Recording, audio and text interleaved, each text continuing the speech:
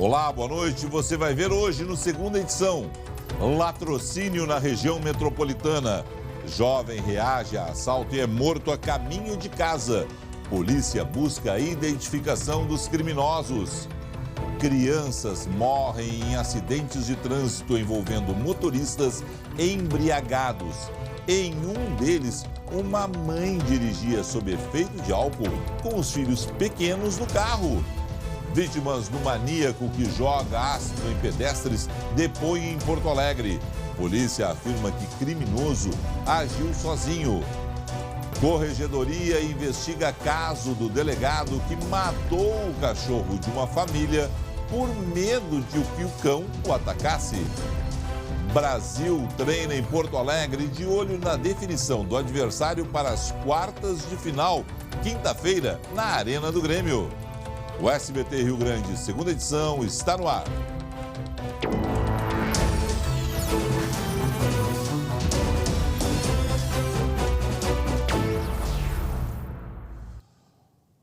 Um jovem foi morto após reagir a assalto em Viamão, na Grande Porto Alegre. A polícia está em busca da identificação dos criminosos.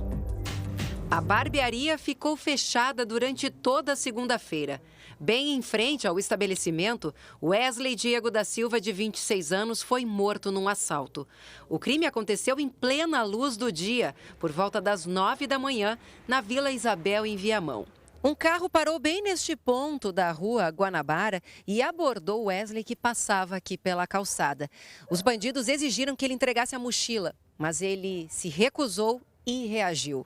Os criminosos então atiraram e um disparo atingiu a cabeça de Wesley, que morreu na hora. Chico estava trabalhando quando ouviu os gritos. O menino desceu com a mochila, eles já pararam o carro ali, abordaram ele. O guri meio puxou a mochila, né? E eles só viram os tiros, daí eu entrei aqui para dentro, né? Sim. Wesley era auxiliar de cozinha de um restaurante de Porto Alegre e não tinha antecedentes criminais. Moradores da região contam que ele passava todos os dias no fim da tarde a caminho do trabalho. Ele já tinha sofrido 3 assaltos, né? E para não sofrer mais um assalto, que ele já estava com medo, dormiu na casa de um amigo, para quando estava indo embora, indo para casa, de manhã, para não ser assaltado, ele foi assaltado e ainda acabou falecendo. A polícia analisa as imagens de câmeras de segurança para localizar os bandidos. As equipes estão na rua, né, justamente para identificar câmeras de monitoramento, ouvir testemunhas e todos os elementos, né, que possam levar à identificação desses indivíduos. Qualquer pessoa que tiver uma informação pode entrar em contato, né, pelo WhatsApp da Polícia Civil ou pela 2ª DP de Viamão, que nós estamos em diligências o tempo todo. Qualquer informação sobre o paradeiro desses bandidos, você pode fazer a denúncia de forma anônima pelo 181. Ficou bem claro na reportagem da Luciane Kuhlmann, que ele já havia sofrido 3 assaltos. Recentemente eu sofri um assalto. Por mais que a gente diga para as pessoas aqui, não reaja, o Wesley reagiu, eu reagi. Há uma tendência natural da gente em reagir aos assaltos. Mas, gente, a polícia está correta. Vão-se os anéis, fiquem os dedos. Não reaja. Sangue frio, porque essa bandidagem não tem nada a perder e acaba cometendo crimes estúpidos como esse desse jovem que perdeu a vida por causa de uma mochila. O caso dos ataques com ácido que tem aterrorizado os moradores da Zona Sul de Porto Alegre segue sem solução. Enquanto a polícia procura o autor dos crimes, nós buscamos especialistas para explicar o que fazer ao ser atingido por algum produto químico. Vítimas machucadas e apavoradas. Um homem num carro branco e uma substância altamente agressiva. É o enredo que está preocupando a população da Zona Sul da capital e a polícia. Nossa prioridade, identificar o veículo, identificar esse suspeito e representar pelas prisões no momento que tivermos esses dados. As consequências são queimaduras graves e até a roupa fica danificada. Pelo menos 4 mulheres e um homem foram atacados. Esta vítima, por pouco, não perdeu a visão de um dos olhos. Eu fiz assim, né? Até então pegou, acho que milímetros do meu olho só, o resto foi onde pegou. É uma queimadura grave, né? E assim, comprometimento de rosto, praticamente 50% do rosto queimado. Então, é uma queimadura bem extensa e que talvez vá trazer algum comprometimento de cicatriz, de marca para essas pessoas que estão sofrendo isso. A polícia ainda busca identificar o responsável e o que motivou a ação. Já os especialistas garantem que qualquer ácido é perigoso e alguns são, inclusive, fáceis de adquirir. Pelo menos 2 estão disponíveis em lojas de produtos para carros e de limpeza. O ácido sulfúrico é o líquido de bateria famoso, né? O ácido clorídrico também é popularmente chamado de ácido muriático, um ácido também encontrado em lojas de produtos de limpeza. Neste teste, o papel é como se fosse a pele. Em segundos, o ácido corrói, queima o material. Pode, inclusive, penetrar nas camadas mais profundas, né? Então, assim, mesmo em quantidades muito pequenas. Uma gotinha já pode provocar um efeito bastante agressivo. A recomendação em caso de queimadura é sempre lavar a região com água corrente. Recomendado é lavar abundantemente a área, né? Evitar tocar na região, mas lavar com bastante líquido, água fria de preferência. E no caso dessa situação, na zona sul de Porto Alegre, onde ocorreram todos os crimes, olho ligado, todo mundo que anda circulando nas ruas da zona sul da capital, né, principalmente em HB20 branco, que é o carro, né, que até aqui tem sido o carro denunciado como do autor desses crimes. Uma motorista perdeu o controle do carro em Tupanciretã e conseguiu bater no único veículo que estava estacionado em toda a quadra. Luciane Coman, boa noite. Boa noite, Felipe. Por que será, né? Bom, olha só as imagens. Mostram bem direitinho ali um carro desgovernado andando pela Avenida Vaz Ferreira, lá no centro de Tupanciretã, né? A avenida principal, nesta madrugada.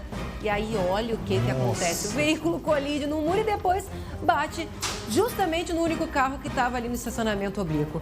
A condutora fugiu, mas foi encontrada pelos policiais militares em casa.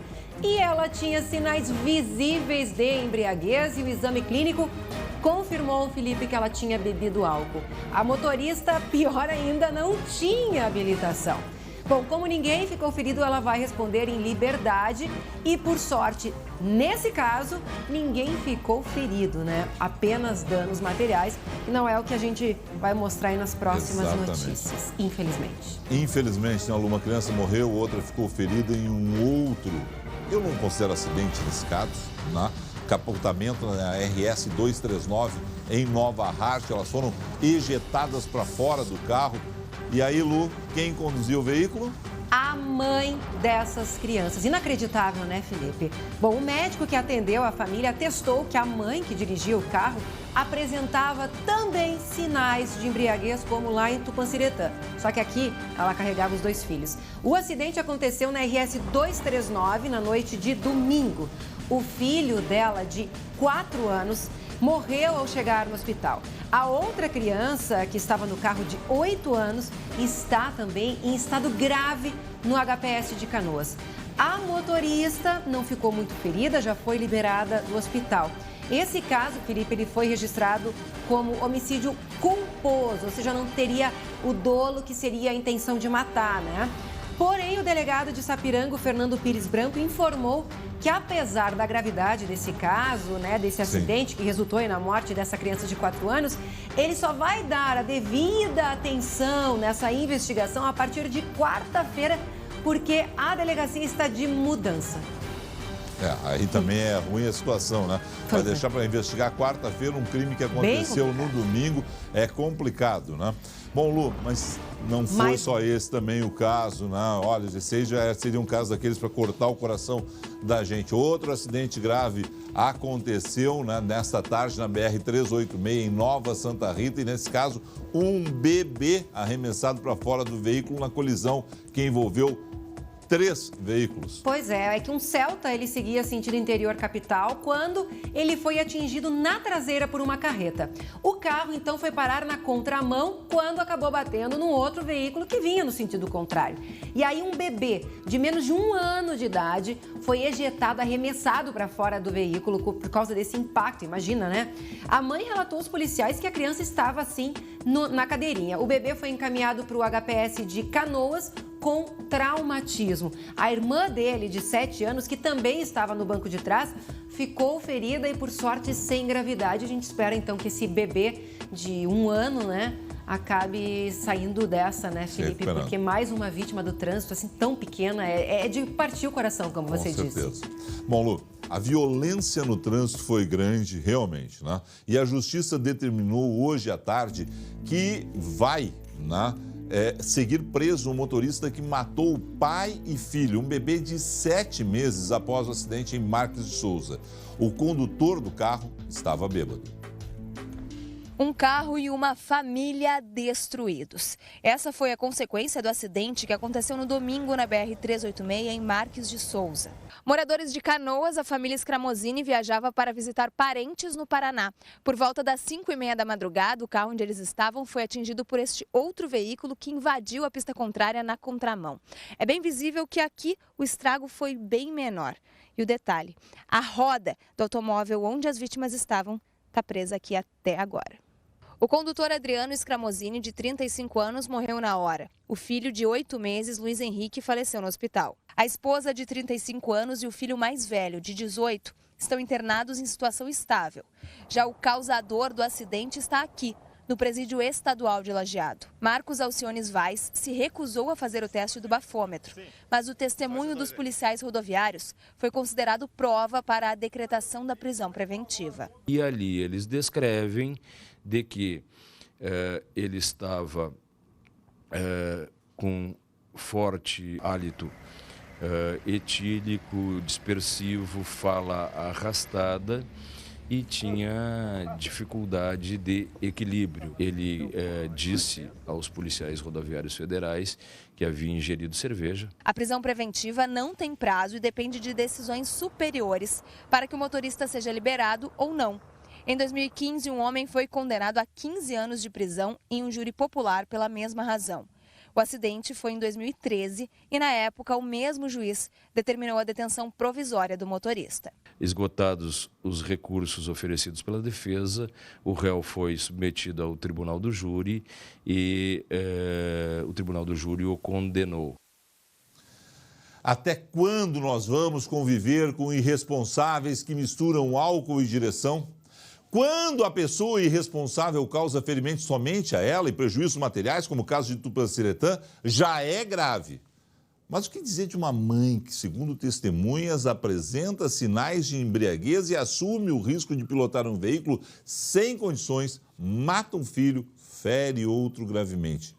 Nesse caso, há uma tendência de muitos de nós, inclusive, de, em função de ter que conviver com a culpa, dizer que ela não mereceria outra punição. Na minha opinião, que espero que a outra criança sobreviva e se recupere, há que existir garantias que, pelo resto da vida, essa criança viverá longe de risco de um segundo erro da mãe. Já no caso do motorista bêbado que matou pai e filho, um bebê de 7 meses após o acidente em Marques de Souza, parabéns ao Dr. Johnson, que determinou que esse irresponsável siga preso, e eu espero que tenha uma condenação igual a outra lá de 15 anos, né? Porque, afinal de contas, é isso que a gente quer, afastar os maus motoristas das estradas e ruas, porque tem gente que defende o afrouxamento das leis de trânsito. Eu estou cada vez mais convencido de que são raros os acidentes de trânsito. A maioria desses casos são irresponsabilidade de quem está atrás do volante e exagera na velocidade, se arrisca em ultrapassagens em locais proibidos e muitas vezes, boa parte das vezes, mistura isso mais álcool e drogas. E aí, eles não são mais motoristas, eles são criminosos, assassinos e assim devem ser julgados e condenados. Que a visão do Dr. Johnson seja a visão de boa parte do judiciário do Rio Grande do Sul, que muitas vezes trocou vidas de pessoas tá? Por alimentos. Sim, já teve motorista que matou no Rio Grande do Sul e pagou com alimentos isso. Não é assim que se pune alguém. Não é assim. O Brasil vai conhecer hoje o adversário das quartas de final que acontece nesta quinta-feira na Arena do Grêmio. E a preparação começou hoje na capital gaúcha. O volante Fernandinho participou do treino no CT do Grêmio e deve substituir Casemiro, suspenso para a próxima partida. O goleiro Cássio não foi a campo. Ele está no hotel tratando um problema no quadril.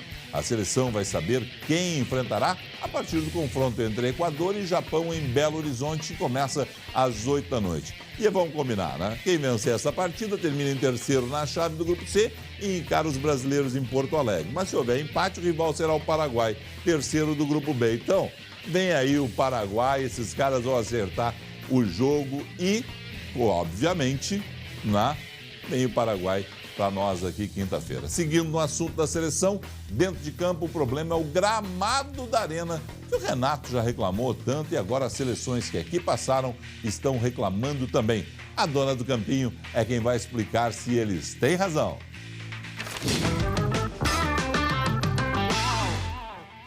O problema é o inverno, Felipe, que não chega. E acabou atrapalhando toda a estratégia de quem cuida do gramado na Casa Tricolor. Por isso, eu tomei a liberdade de convidar o Jeremias Werneck para participar comigo do comentário de hoje, porque ele é praticamente um jardineiro, de tão bem informado que ele está com relação a tudo que está acontecendo na Arena, Jeremias. O Messi já reclamou, agora hoje o Tite reclamou, o Renato já tinha reclamado, porque o gramado da Arena não agrada. Olha, Débora, Grêmio e Arena trocaram gramado pensando na Copa América. Só que, vocês lembram que o Grêmio jogou 2 partidas que não eram para ser na Arena, no estádio? Jogou Copa do Brasil contra o Juventude e jogou contra o Atlético Mineiro. Aqueles 2 jogos atrasaram esse processo de evolução da grama de inverno, a gente pode chamar assim.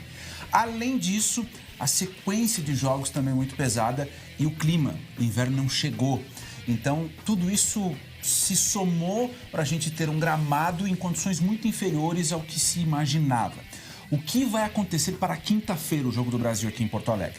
A equipe que trabalha no gramado vai fazer um mutirão, vai fazer uma força-tarefa, vai começar a trabalhar de madrugada para melhorar as condições. O que se imagina é que o gramado terá uma evolução na comparação com o domingo. Não vai ser aquele gramado top, não vai ser o gramado melhor que a gente já viu, mas vai ser melhor do que Argentina e Catar. Lembrando que o Grêmio já tinha ficado 16 dias sem jogar na Arena, né? As partidas estavam interrompidas por esse prazo e mesmo assim o gramado não conseguiu chegar àquele ideal para que as seleções aprovassem, né, a participação. E também não foi só da Arena que o Tite reclamou, ele reclamou da Fonte Nova, reclamou mais um, Jeremias, Mineirão. Reclamou do Mineirão também. Ou seja, não é só os gaúchos aqui que estão na mira do Tite da reclamação das seleções. Tá bom, Felipe? Beijo pra ti. A gente fala sempre em nome de Rede H Farma de Farmácias, que cuida com o coração. E a gente volta daqui a pouco com um caso do noroeste do Rio Grande do Sul. Um delegado matou o cachorro de uma família por medo de ser atacado. Em instantes.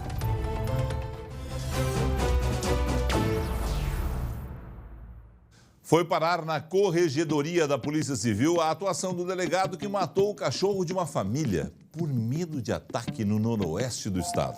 O detalhe é que o cão era um labrador de 12 anos que teria problemas na coluna. A morte de Marley foi aqui nesta rua, no município de São Luís Gonzaga, do outro lado da casa da família com que morava. Ele pediu para que o Marley saísse. Ele falou, sai, não pula. No que ele falou, não pula, ele puxou a arma e deu um tiro. O delegado afirma que estava caminhando com um cão que estava sob seus cuidados. Segundo ele, Marley rosnou, estava prestes a atacar e que dar o tiro foi uma medida de necessidade. A rapidez que aconteceu o deslocamento me fez ficar sem opção que não essa de utilizar a arma que tenho que portar comigo. Segundo a família, Marley tinha cerca de 12 anos. Apresentou alguns problemas de locomoção e na manhã do sábado foi deixado em frente à casa para que fosse feita a limpeza dos fundos. Porém, conforme o delegado, o cão que teria feito o ataque agiu muito rápido, não apresentando problemas de locomoção. É isso que eu não consegui entender. Ela disse que o cão tinha mais de 20 anos e que era acometido por uma doença na coluna e que mal se locomovia. Então não deve ser o cão que me atacou. Para chegar e pular nos ombros de uma pessoa, ele já não fazia mais nem com os próprios familiares. Então, quem dirá para uma pessoa desconhecida na rua? As ocorrências, tanto por parte do delegado que deu o tiro, quanto da família que era a dona do cão, foram registradas aqui no município de São Luís Gonzaga. Mas como o fato envolveu o delegado regional, a família pretende buscar defesa fora da cidade. A gente quer que isso seja um caso imparcial, que nenhuma autoridade dê razão a ele ou queira entender o lado dele por ser amigo, por ser conhecido, por ele ser uma pessoa importante na cidade. A Polícia Civil esclarece que serão investigadas 2 situações nesse caso: crueldade contra animais, no que diz respeito ao delegado, e possível crime de descuido de animal em relação aos donos do cão. E a gente vai seguir acompanhando esse caso, que realmente chama a atenção. E a previsão do tempo, Lu, depois do calorão, volta a esfriar, estamos no inverno. Volta sim, Felipe, mas olha, essa semana a gente deve ter todas as estações, viu? Vamos ter calor, depois chuvarada, depois esfria. A gente vai ter um dia congelante, 20 graus a menos, geada generalizada e depois volta a esquentar. Então, de olho no mapa, vamos ver como é que fica o tempo nesta terça-feira. O sol aparece, esquenta mais, aí enquanto isso chega uma frente fria. E por isso teremos alerta para chuva forte com risco de vendaval aqui na Serra, Litoral e Grande Porto Alegre. No fim do dia, a temperatura já despenca no oeste, Campanha e no sul. Aqui em Porto Alegre, a terça começa com sol e nuvens, o calor chega a 29 graus. Entre a tarde e a noite, o tempo muda e aí tem risco de temporais isolados. Na madrugada de quarta, aí sim a temperatura cai e olha só, a quarta-feira pode começar com 6 graus. Na quinta, a mínima pode chegar a 3 graus. Olha só que friaca, né? Mas depois, como a gente vê, volta a esquentar, Felipe. Haja saúde. Haja saúde. Obrigado, Lu. Até amanhã. Até amanhã. Fique agora com o SBT Brasil, mais notícias locais às 11h40 com o Marcelo Chemali, nesta terça-feira. Na sequência, Débora de Oliveira. Tchau.